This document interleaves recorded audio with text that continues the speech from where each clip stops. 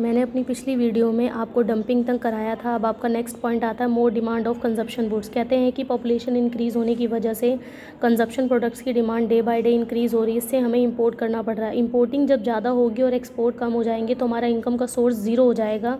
इससे हमारा balance of trade unfavourable हो जाता है। बैकवर्ड इंडस्ट्रियल स्ट्रक्चर में हमारा कैपिटल की कमी है, पुरानी टेक्निक्स है, एफिशिएंट इंडस्ट्रीज़ हमारे पास नहीं है, कैपिटल गुड्स इंडस्ट्रीज़ बहुत कम है।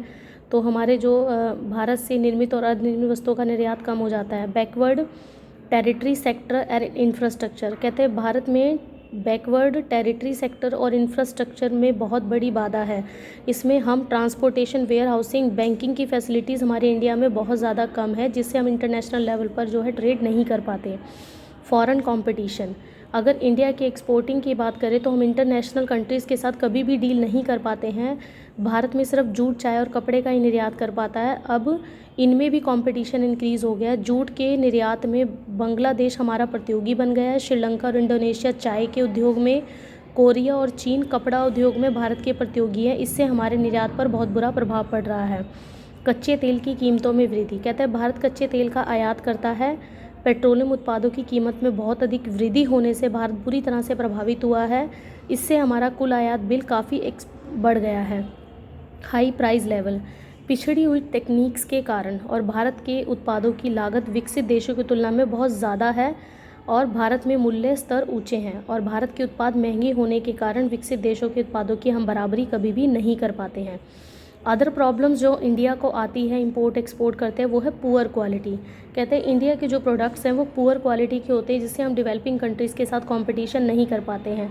बिल्कुल लिमिटेड मार्केट है, क्योंकि एक्सपोर्टिंग करने के लिए हमारे इतने बेटर प्रोडक्ट नहीं होते कि इंटरनेशनल कंट्रीज़ हमारे प्रोडक्ट को एक्सेप्ट कर पाए। Lack of publicity. कहते हैं इंटरनेशनल लेवल में जो इंडिया की प्रोडक्ट्स है वो ज़्यादा प्रचार नहीं कर पाते हैं।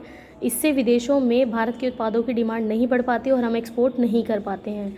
इसका लास्ट पॉइंट आता है अनफेयर ट्रेड प्रैक्टिसेस। कहते हैं कई बार भारत के जो निर्यातक है वो अल्पकालीन लाभ कमाने के लिए, मतलब शॉर्ट टाइम अर्निंग करने के लिए क्या करते हैं, अनफेयर ट्रेड प्रैक्टिसेस का यूज़ करते हैं। मतलब सैंपल तो कुछ और दिखाया लेकिन इंटरनेशनल मार्केट में वो प्रोडक्ट कुछ और सेल कर रहे हैं।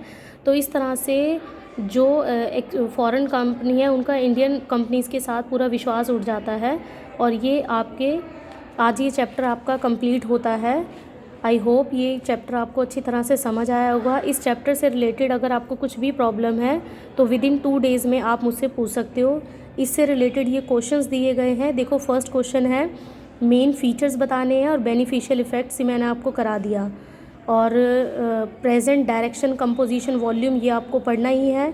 मतलब मेनली जो है direction composition volume, features, beneficial और क्या क्या प्रॉब्लम रही फॉरेन ट्रेड ऑफ इंडिया करते हुए, तो ये सभी चीज़ें आपने ध्यान से पढ़नी है। Thank you so much.